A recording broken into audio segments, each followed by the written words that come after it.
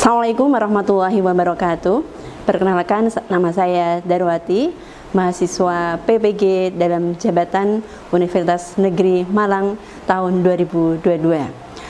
Pada kesempatan kali ini saya akan yang pertama menyampaikan terima kasih sekali kepada Universitas Negeri Malang yang sudah memberikan ilmunya.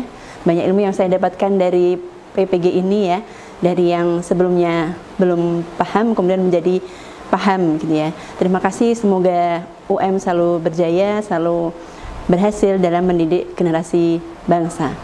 Selanjutnya pada kesempatan kali ini saya akan menyampaikan best practice dari hasil PPG saya dengan metode STAR. Nah, untuk situasi yang kemudian saya hadapi ya ketika sebelum PPG di kelas, yang pertama saya dapati adalah bahwa peserta didik itu masih kurang dalam mengoptimalkan cara berpikirnya, jadi belum berpikir secara kritis begitu ya. Itu yang pertama. Kemudian yang kedua, masih rendahnya motivasi belajar peserta didik. Nah, itu dibuktikan dengan mereka sering ada yang mengantuk gitu ya ketika pembelajaran, atau kemudian mereka mengobrol sendiri. Kemudian yang ketiga, minimnya guru atau saya sendiri ya dalam mengembangkan proses pembelajaran, terutama dalam metode pembelajaran. Jadi belum menggunakan metode pembelajaran yang kreatif sehingga bisa menyebabkan anak-anak itu kemudian menjadi lebih bersemangat dalam belajar. Nah, kenapa kemudian saya pada kesempatan ini kemudian masalah ini atau best practice ini yang kemudian saya angkat, karena ini masalah yang sangat jamak ya, banyak dialami oleh guru-guru di Indonesia. Nah, mudah-mudahan dengan best practice pada kali ini bisa kemudian ya menjadi masukan untuk guru-guru yang lain supaya lebih bervariasi dalam pembelajaran. Nah, itu yang menjadi latar belakang saya dalam PBG kali ini. Kemudian yang kedua, tantangan yang saya hadapi adalah yang pertama, ketika kemudian sudah pembelajaran menggunakan metode, salah satunya adalah PBL, problem based learning. Nah, yang dialami adalah anak-anak itu ketika diskusi, ada yang kemudian aktif berdiskusi, tapi ada juga yang kemudian ngobrol sendiri dengan temannya begitu ya, atau kemudian ya pasif begitu, jadi tidak mengikuti diskusi dengan baik. Kemudian yang kedua, ketika pengerjaan LKPD ada kemudian kelompok yang tidak mengumpulkan sesuai waktu begitu ya. Jadi mengumpulkan ketika kemudian gurunya itu mengatakan silakan kumpulkan LKPD. Nah, baru kemudian mereka terburu-buru mengerjakan, baru dikumpulkan. Kemudian yang ketiga, ketika fase pembuktian diskusi atau dalam hal ini adalah presentasi, banyak anak yang kemudian tidak percaya diri gitu ya, malu-malu ketika kemudian mempresentasikan hasil diskusinya begitu.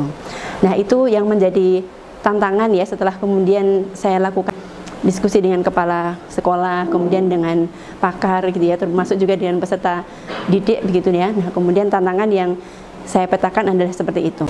Selanjutnya, dengan tantangan itu, maka aksi yang saya lakukan adalah ketika tahap pengolahan data atau pengolahan ya, ketika berdiskusi, saya kemudian ketika kemudian siswa mengobrol sendiri begitu ya, maka memang guru itu harus aktif untuk kemudian mendampingi mereka bagaimana mereka berdiskusi dengan baik sehingga semuanya bisa aktif gitu ya. Jadi membimbing dengan penuh semangat juga, motivasi supaya mereka kemudian berdiskusi dengan lebih aktif dan semuanya juga ikut andil dalam diskusi tersebut.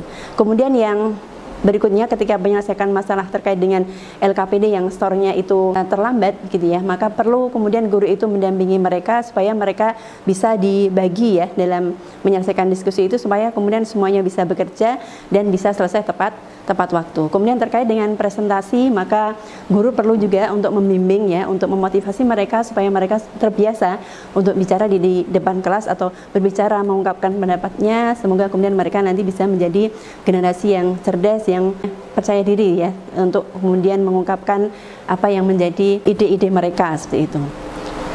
Kemudian setelah dilakukan pembelajaran seperti itu, refleksi hasil dan dampak yang saya peroleh adalah dampak ketika kemudian menggunakan metode TPACK ya.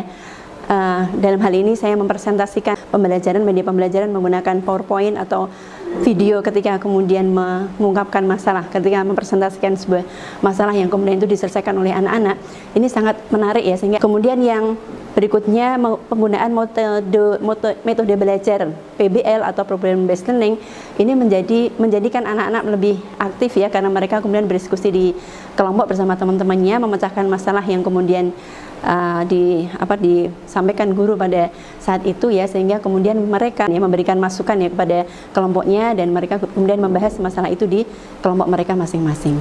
Baik, untuk kemudian efek atau dampak yang lainnya ya, masukan atau kemudian setelah kemudian pembelajaran menggunakan metode PBL ya, kemudian menggunakan TPACK, ini banyak ya ada masukan atau respon positif ya dari guru pamong, kemudian dari rekan sejawat, dari kepala sekolah gitu ya, maupun dari siswa. Nah, dari peserta didik atau dari siswa, mereka sangat antusias dan sangat senang dengan pembelajaran model PBL atau model yang lainnya ya, karena mereka dituntut untuk aktif dan mereka bisa bereksplorasi ya dalam hal ini begitu. Kemudian dari teman sejawat dan kepala sekolah, secara keseluruhan mereka mengapresiasi positif dari proses pembelajaran dengan metode pembelajaran yang ada begitu ya. Kemudian mereka berharap supaya pembelajaran seperti ini bisa dilaksanakan terus, supaya kemudian anak-anak mengikuti pembelajaran dengan lebih bahagia dan lebih semangat lagi. Kemudian guru pamong juga mengapresiasi positif dari proses pembelajaran ini ya.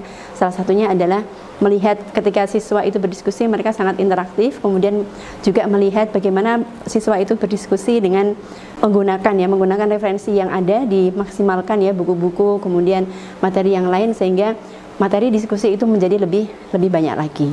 Faktor pembelajaran ini sangat bergantung ya, salah satunya adalah kemampuan guru untuk kemudian mengembangkan metode pembelajaran yang bervariasi, supaya kemudian anak-anak bisa belajar lebih semangat lagi, kemudian juga mereka dapat dari sumber belajar yang lainnya yang kemudian ditawarkan oleh guru, sehingga kemudian hasil atau output ya dari proses pembelajaran ini menjadi lebih baik ya. Ini dibuktikan dengan hasil evaluasi mereka ya, waktu itu salah satunya adalah ketika membahas lembaga jasa keuangan perbankan begitu ya. Nah, nilai mereka juga lumayan ya dengan metode pembelajaran seperti ini.